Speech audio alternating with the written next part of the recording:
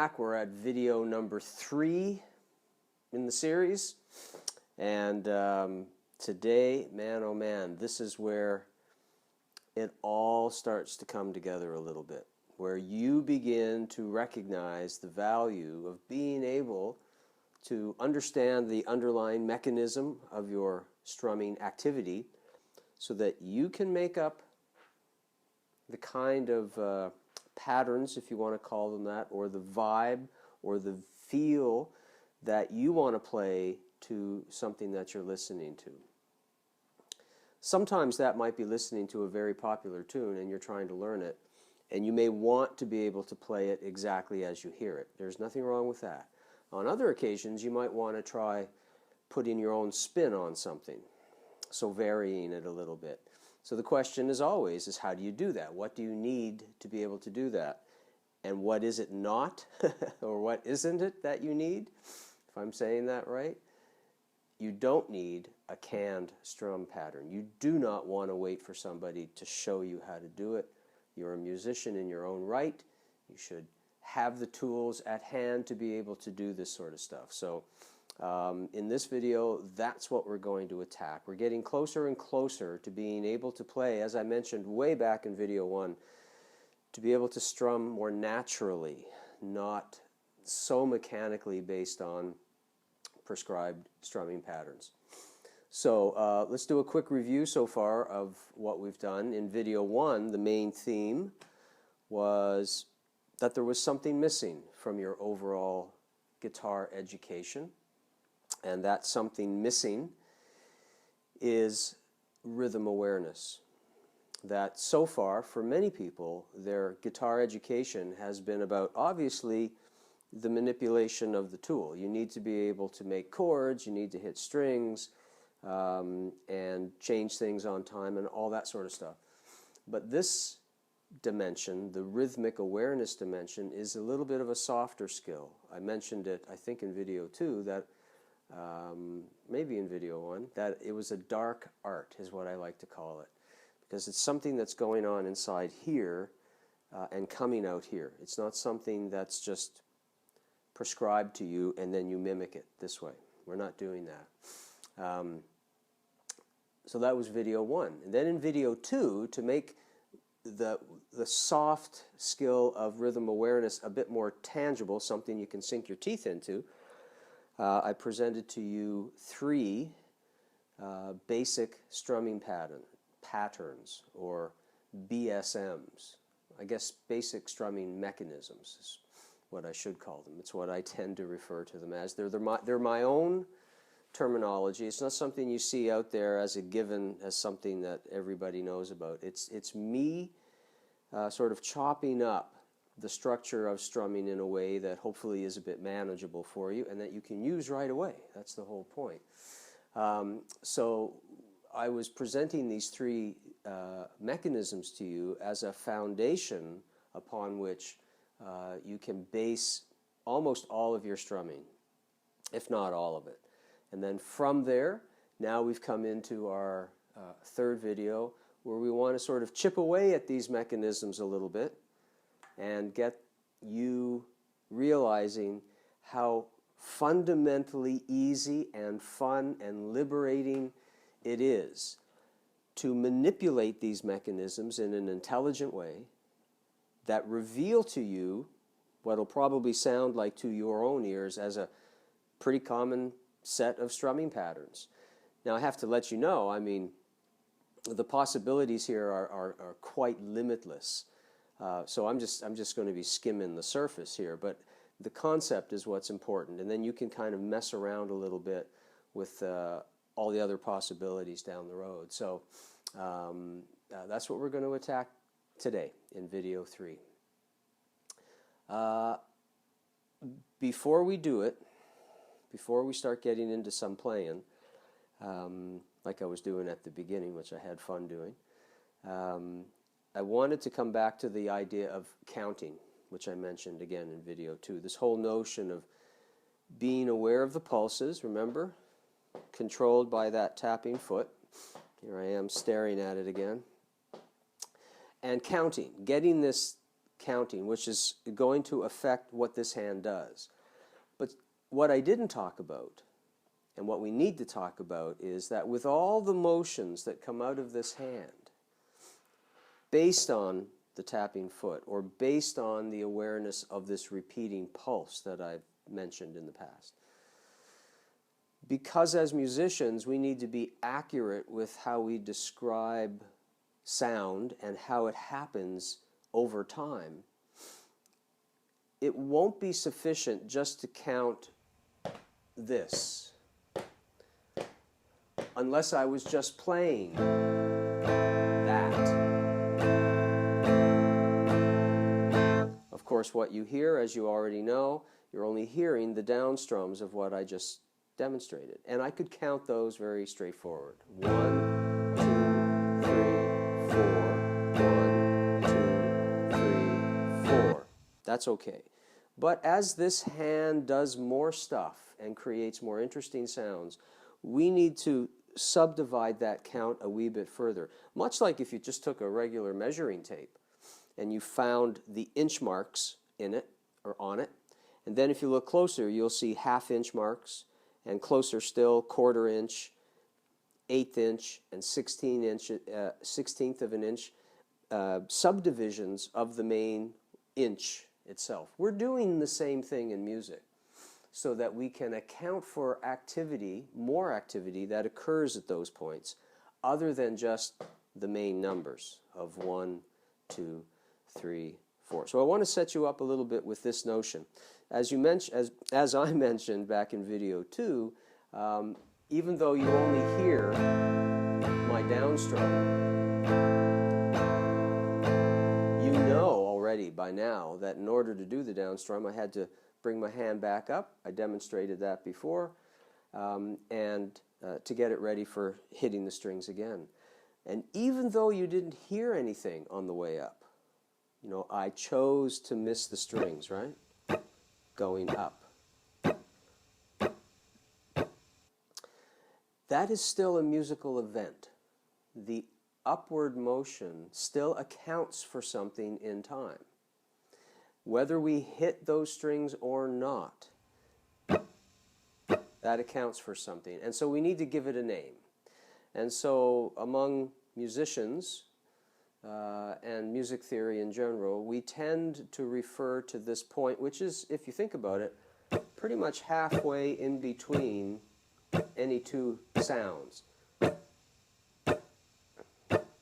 We call it the and. It's nothing fancy, it's just a way of accounting for it. So you could be thinking while I'm playing this, you could be thinking in terms of count this. 1 and 2 and 3 and 4 and 1 and 2 and 3 and 4 and. And again, even though I didn't hit the strings, the upward motion of my hand in relation to my ongoing tapping foot, I will always come back to this, was the and. Some people refer to it as the backbeat or the upbeat because you're physically moving up in this case, but we're just going to call it the and.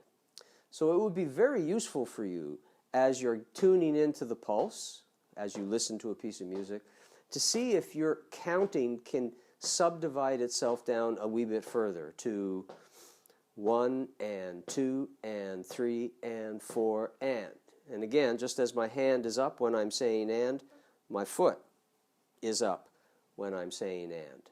So we don't hear it in the first basic strumming mechanism, but we still account for it, so that when we use it in the second basic strumming motion, all we're doing is we're hearing it, aren't we? We're going from this, I'll count that out, 1 and 2 and 3 and 4 and, to this, 1 and 2 and 3 and 4 and. So we're just accounting for it, but it was always there. You're just hearing it in the second basic strumming mechanism. Okay, the next level, the third basic strumming mechanism, a little bit more elaborate to count, primarily because it tends to go quicker, but it's a pretty tried and true approach for musicians to use, and so I'll demonstrate it here. If you recall, for every tap that you heard, we cranked up the amount of activity in this hand from 2 strums per tap to 4 strums per tap. So we could be doing this, 3 and 4 and.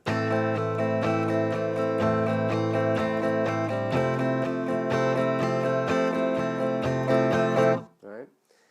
We need to account for those as well, and there are names for it. So this is pretty straightforward, I think. For the 4 hits that you hear for every tap, we call them this. 1 and sounds prehistoric almost. 1 and You'll see a 1, and then usually the small letter E, and often a plus sign I use for the and. 1 and then an A at the end. And you'll see that up around me here somewhere.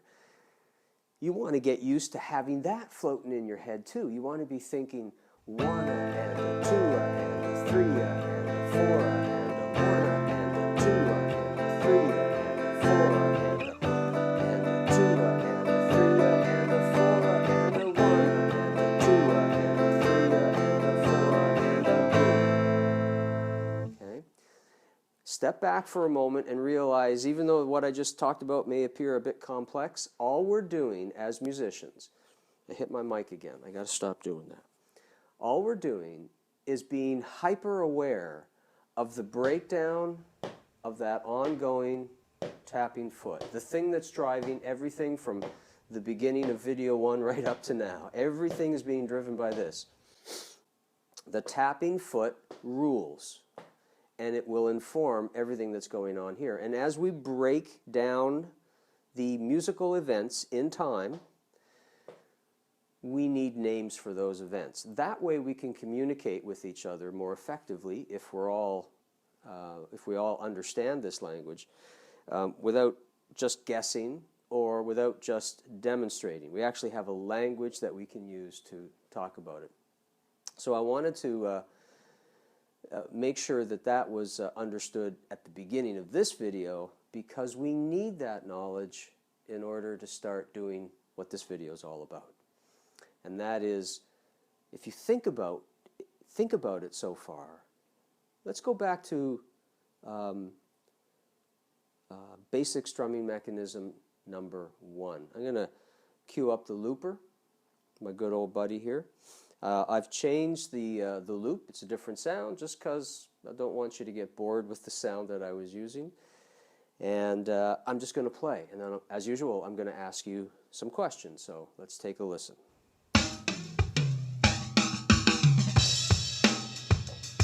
So there's the basic groove. And I'm going to play a bit.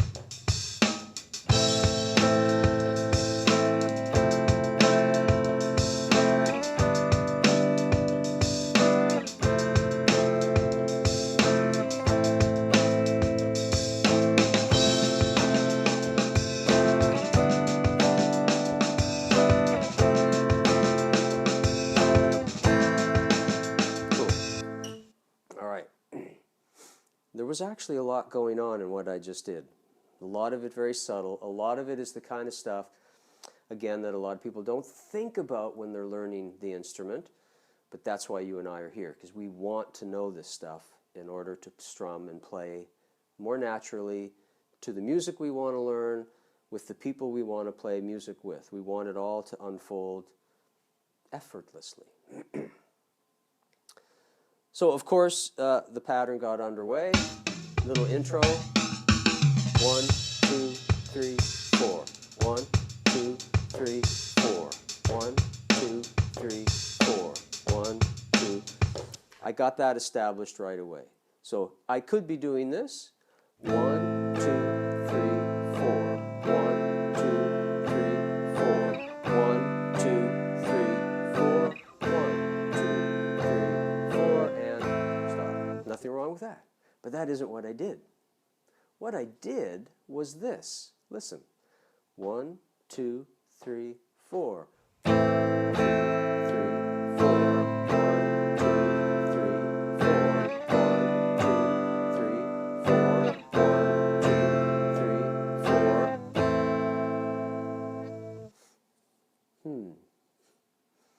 So what did I do? Well, pretty straightforward, I hope. Of the 4 strums that I could have done while I was counting, I only played on beat number 1 and 2. I chose to miss beat number 3, and I played beat number 4. Why? I don't know. Just thought I'd try it, see what it sounds like. That's one thing I did. Check it out. 1, 2, 3, 4. 1, 2, 3, 4. 1, 2, miss, 4. 1, 2, 3, 4. 1, 2, 3, 4. Now, if we just stop counting for a moment, I'm going to cue up the drum machine again, and we're going to listen to the effect of basically eliminating beat number 3. Not eliminating the beat, but the sound of the guitar. The beat is still there. You're still accounting for it quietly in your own mind. This is the rhythm awareness aspect. You still know it's there, even though you chose not to make a sound on the instrument at that point with your pick. Make sense? Okay.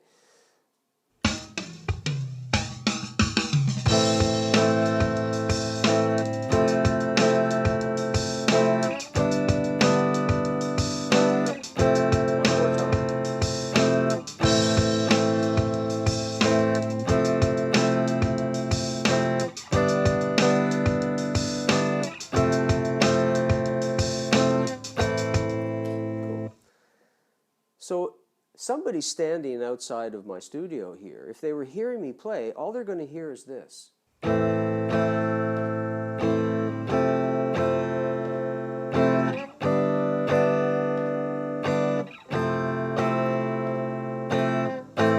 And forgetting the chords, what they hear is this. 1, 2, 3, 4.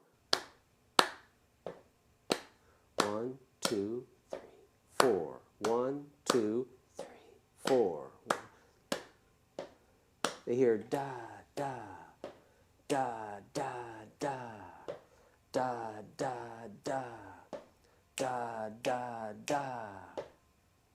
Get this?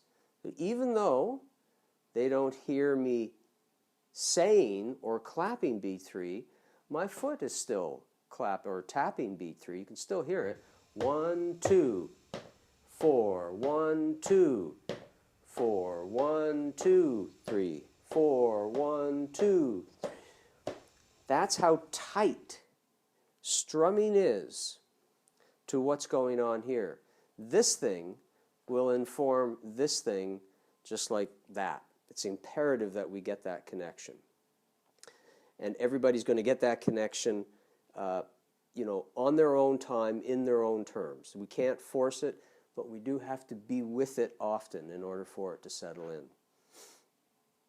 Now, of course, I could have chosen to eliminate any of the beats.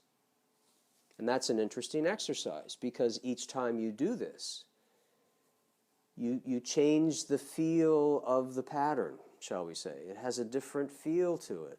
I'll give you one other example. What if I said, let's not play beat 1, but we will play beats 2, 3, and 4. Let's see what that sounds like.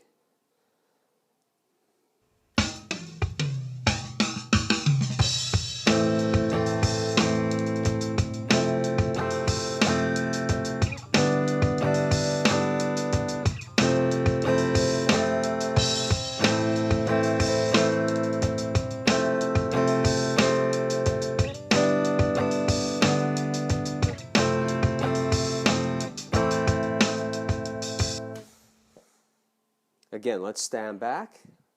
I'll play you the first one, then I'll play you the second one. And you'll get a sense that, yeah, they sound different, obviously. They have a different impression on you. But the moment that beats got eliminated from my playing doesn't mean they aren't there anymore. They're still there. You're just aware of them in here and in here. Your brain is going along, keeping track of what all this activity is doing, on top of 1, 2, 3, 4, 1, 2. It's in you. It's sitting in there, and all you're doing out here is expressing whatever part of that you wish to express. The parts you choose to express, if you were just playing and improvising on your own, you can do any of them. If you're trying to replicate something that you're hearing, then you may need to bounce back and forth a bit between the way you're thinking and what you're hearing in order to get that a little ironed out. But it is going to help you out. So here's the first one again. I'm not going to use the looper. It's just me playing. I just want you to listen to the sound of the resulting pattern. 1, 2, 3, 4.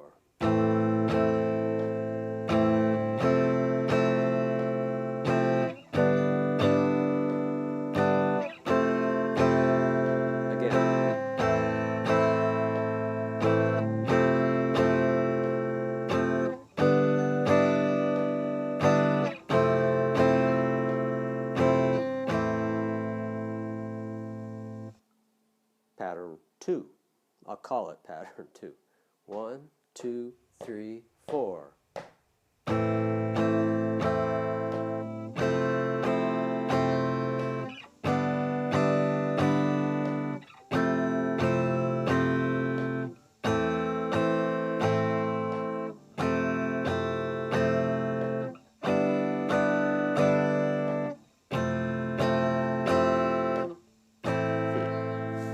That was a hard one to end on because I normally end by hitting 1, but I had to wait till 1 would go by, and then I hit on beat 2. So there's a difference. There's a difference in the sound. This is the critical thing. That's one of the troubles with helping people learn to strum, is that the strumming has a certain sound to it that, of course, they're picking up on, and then somebody's trying to mimic the sound, but without reference to our underlying mechanisms that we've been talking about. Excuse me. Another thing that was going on in both of those examples, although I think on occasion I sort of relaxed with it because it's become so natural at this stage of the game for me, is that the hand was still doing this the whole time, most of the time. Sometimes it would relax and get reactivated as I continued to play. But basically this is what was going on. Check this out. 1, 2, 3, 4.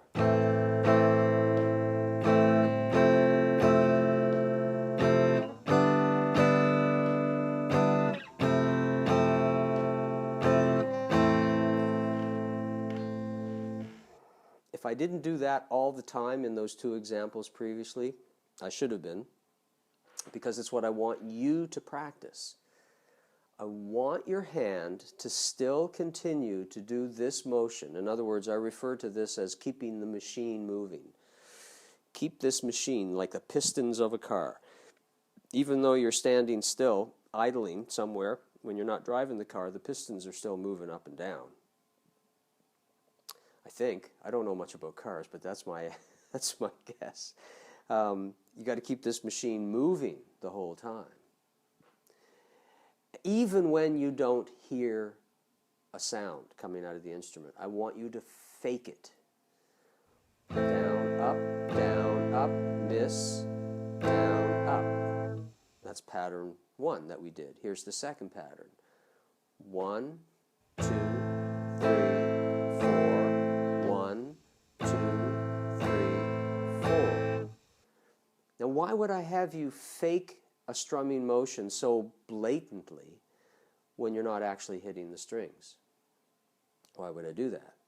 Because this motion and this motion are two ways you're going to get this whole rhythm awareness to kind of sink into your cells, into your nervous system through osmosis. Your body motion is still registering the pulse or the tap or the beat, even though at that moment you're choosing not to physically make a sound on the instrument. That's rhythm awareness, the beginning of it, at least. So this is critical. It's a habit that I want you to form to help get this notion of awareness into your system. When we bump up to the next mechanism where we're hitting everything down and up, things start to get even a little more interesting because the number of possibilities start to expand quite a bit. And you'll be amazed at the range of sort of pattern possibilities that you could create or simulate based on something you're hearing. Okay, so in the second mechanism, we've got this as our foundation, right? 1 and 2 and 3 and 4 and 1 and 2 and 3 and 4 and. And again, the foot's doing its thing. It has never stopped. In all of these videos, that has never, ever stopped. 1 and 2 and 3 and 4 and 1 and 2, 3 and 4 and. Now, let me play out the second mechanism fully, hitting everything, and then let's decide to eliminate something. I'll do this with the looper this time, I think.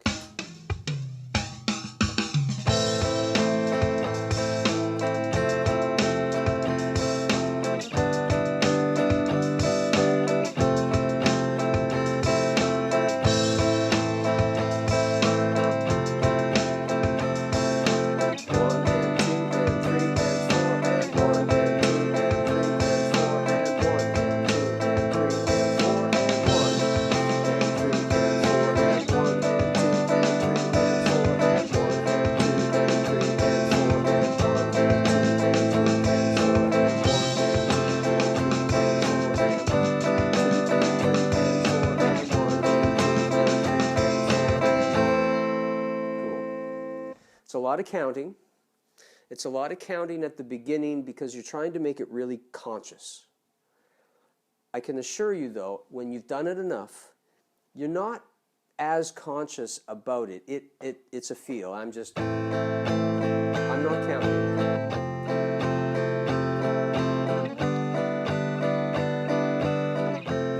So if you're worried about, oh my gosh, it's going to be terribly difficult to learn to strum and count and think about the foot, it probably will be at the very start.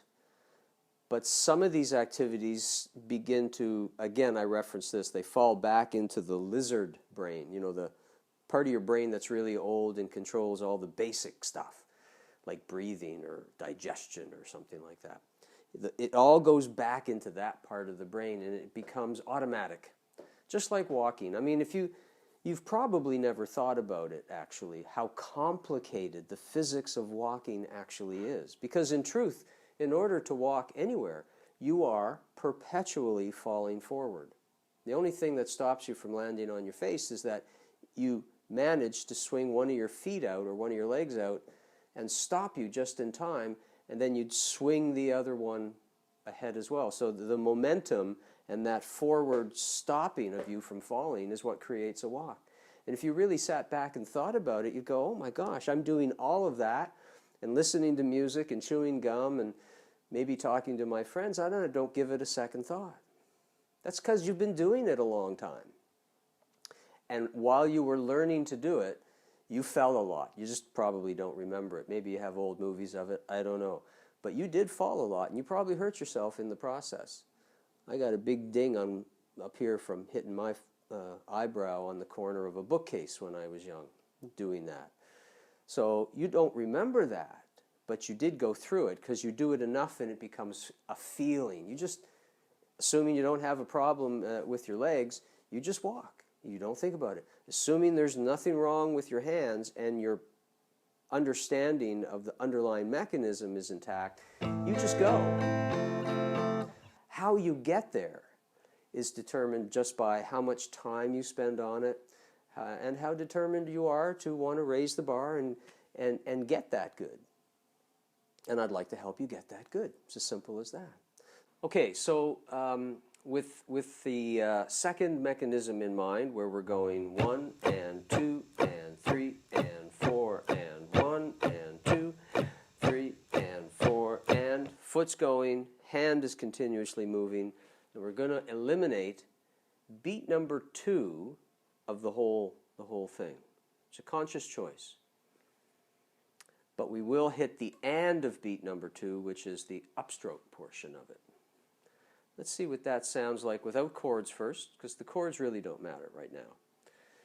1 and 2 and 3 and 4 and 1 and 2 and 3 and 4 and 1 and 2 and 3 and 4 and da da da da da da da da da da da da da da ba ba ba ba ba ba da da da da da da da da da da da da da da da da.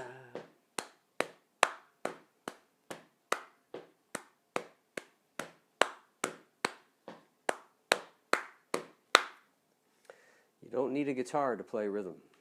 Let's put some chords to it. 1, 2, 3, 4.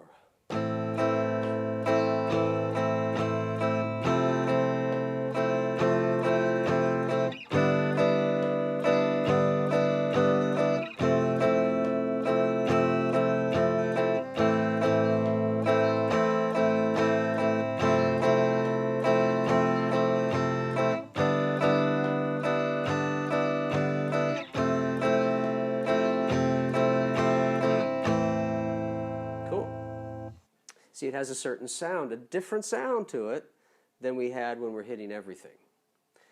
And the important thing here is you gotta listen up close to this, because if you don't get this part, then everything we've been doing is for naught. So even though we didn't play on beat number 2, your brain still felt it through your nervous system. That's rhythm awareness. That moment where there could have been a strike, 1 and 2, you chose not to strike 1 and 2, and then continue on with everything else as if nothing happened. 1 and 2 and 3 and 4 and. Interesting. Let's see what happens if I speed it up a little bit. 1, 2, 3, 4.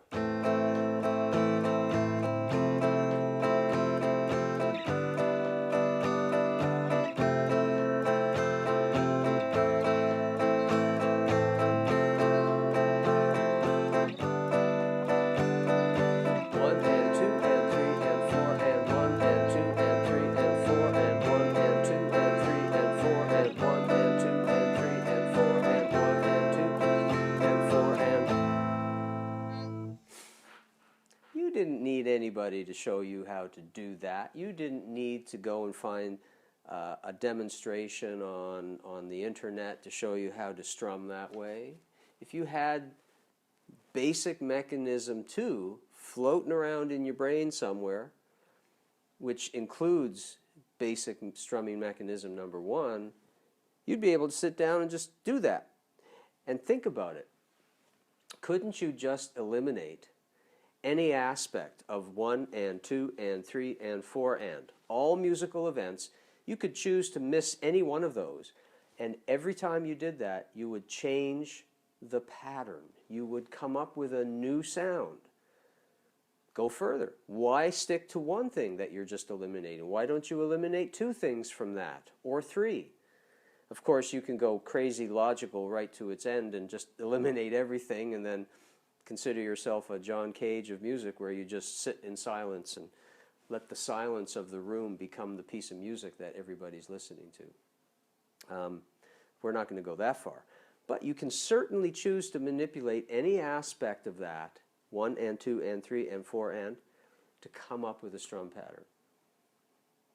And I can assure you that if anybody's showing you how to strum something to a particular tune, while they may not be thinking of it in terms of this mechanism, what they end up doing would represent what that mechanism could do for them if they were using it. In other words, they're probably just showing you something that they got shown. There's nothing wrong with that intrinsically, but it doesn't raise your level at all. It just kind of keeps you there, and that's what you learn. We're trying to get a bit more self-sufficient when it comes to being musicians. Does that make sense? you could be here all afternoon just trying that out, and you'd come up with a wonderful array of patterns. And some of them are going to feel really good to you. They're going to feel like they fit you, sort of, musically, and other ones are going to feel like they go against your grain. That's okay. Keep track of the ones that feel good. If you can notate them down in some form, that would be good, so that you could play that particular pattern over and over and over and use it on a certain series of songs that you know fit well. Right? But the point is that you chose to manipulate a basic strumming mechanism to suit your own needs. Very, very powerful. Okay, let's move on to the last strumming mechanism. Well, let's actually stand back a moment and just summarize so far. So in strumming mechanism 1, where you're going 1, 2, 3, 4, you could mix and match what you want to eliminate from that and come up with different sounds. But you have to be aware of where those sounds are, hence the mechanism, hence the underlying structure. In basic strumming mechanism 2, you have 1 and 2 and 3 and 4 and again, you can eliminate any portion of that you wish. The important principle behind doing this is that even though you chose to eliminate a sound on one of those points, you're still accounting, you're still accounting for it in your mind, in your body. It still exists. Silence is as much an aspect of music as sound is. And in fact, in many cases, it can be more poignant than actually making a sound. Just keep that in mind. So even though you didn't make a sound at a certain point, it's still relevant, it's still important, and we, the musicians, are taking account of that in our minds and in our bodies as we play, and our general audience, for the most part, is unaware of that activity that's going on in us. We just look like we're up there having fun and everybody can do it. Not true. It's hard. It's a very challenging task. But if we take it in little steps and we try to break it down as best we can into manageable tasks, you get there in no time. Okay, let's go on to the final mechanism, number 3. And of course, you know, I guess most people would interpret this as being a more complex one. And it's busier, I'll give you that. But its underlying structure is still pretty similar. We still have this going on. Instead of doing this, we're 2 hits per tap, we're going 4. And for most people, the biggest challenge with this one is just to keep it moving forward in a smooth way so it doesn't kind of get lost. Again, if you remember my analogy to martial arts and kicking, how there's a loosening up of the activity over time, this would be a good example of that analogy. That this motion that has to go on in the hand, you have to go away from this and get closer to that. Remember the swinging of the pendulum thing? And the whole notion of repeating a kicking motion so much over months and months and months that it just loosens up over time and it happens. You know, it's just the best word I can come up with. It just happens, and you feel the result of it. So there is some extra levels of complexity that go on in here. But for our purpose right now, we just need to be able to keep it moving. Still, the machine must stay moving with 4 hits of the guitar per tap. Can you imagine the number of possible strumming possibilities if you were to consciously eliminate any portion or any combination of portions from 1 and a 2 and a 3 and a 4 and then repeat that over and over? It's pretty big. That's why I say if you have these 3 mechanisms sort of in your mind and well established, you can pretty much strum anything you want to. You will have access to everything you need to get the rhythm of it underway.